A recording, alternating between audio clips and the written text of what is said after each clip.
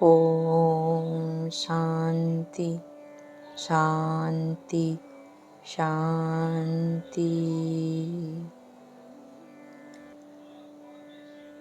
বন্ধুগণ, কখনো কি ভেবে দেখেছেন আমরা ঈশ্বরকে কত রকম শর্ত দিই?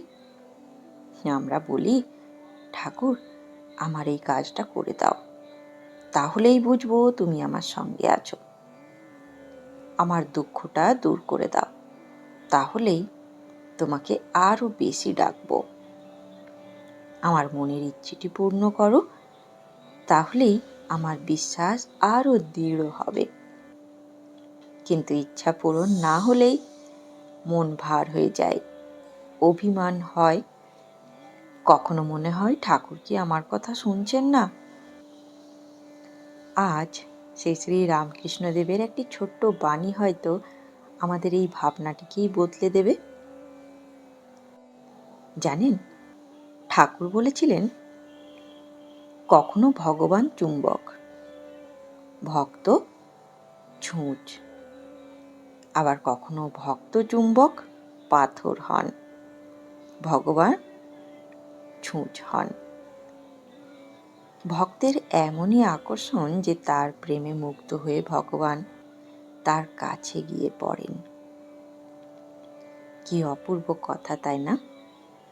আমরা সাধারণত ভাবি ঈশ্বর আমাদের টানছেন, তার নাম শুনলে মন শান্ত হয়, তার মন্দির গেলে চোখে জল আসে, তার কথা মনে পড়লে বুকের ভেতর এক অদ্ভুত অনুভূতি জাগে।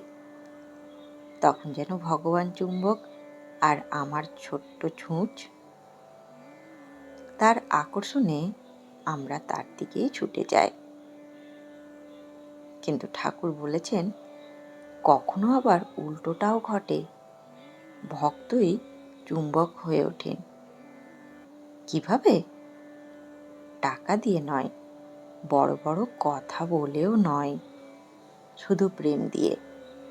এমন একটি মন, যে মন ঈশ্বরের কাছে কিছু চাইতে যায় না, শুধু বলে, ঠাকুর তুমি আছো, এইটুকুই আমার আনন্দ।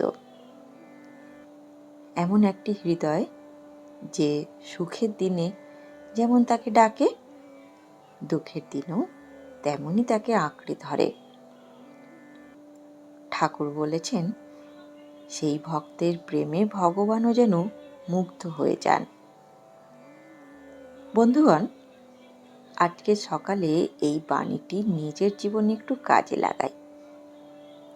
আজ ঈশ্বরের কাছে কিছু চাওয়ার আগে একবার শুধু তাকে ভালোবাসার চেষ্টা করব। ঠাকুর ঘরে দাঁড়িয়ে বলবো, ঠাকুর আজ আমি তোমার কাছে কিছু চাইতে আসিনি, শুধু তোমাকে প্রণাম করতে এসেছি। দেখবেন, এই কথাটি বলতেই মনের ভেতরে কেমন এক পরিবর্তন আসে। আর সারা দিনই যখন ঠাকুরের কথা মনে পড়বে, তখন নিজের সমস্যা নিয়ে সঙ্গে সঙ্গে অভিযোগ করবেন না। চলুন মাত্র একবার বলুন, ঠাকুর তুমি আমার সঙ্গে থেকো।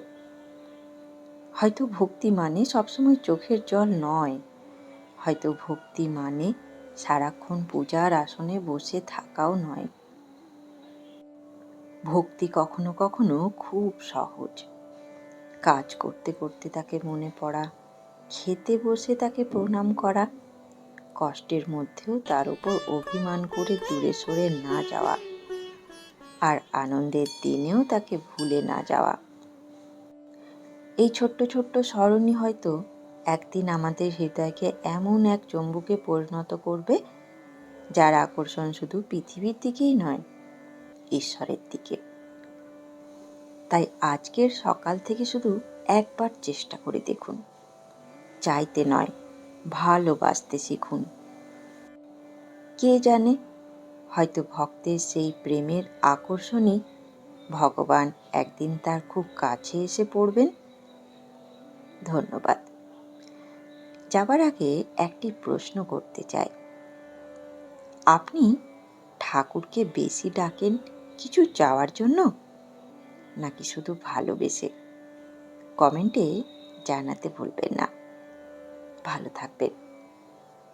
জয় ঠাকুর, জয় মা, জয় স্বামীজি।